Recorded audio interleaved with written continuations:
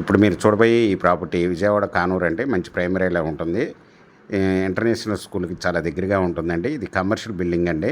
పిల్లలు రెసిడెన్షియల్గా 2 రకాలుగా ఉపయోగించుకోవచ్చండి. ఇది 8 డబుల్ బెడ్రూమ్ ఫ్లాట్లుగా కన్స్ట్రక్షన్ చేసున్నారండి. ఇది 150 గజాల్లో కట్టారండి. G+4 ఎదురుగా వచ్చి 40 అడుగుల రోడ్ అండి.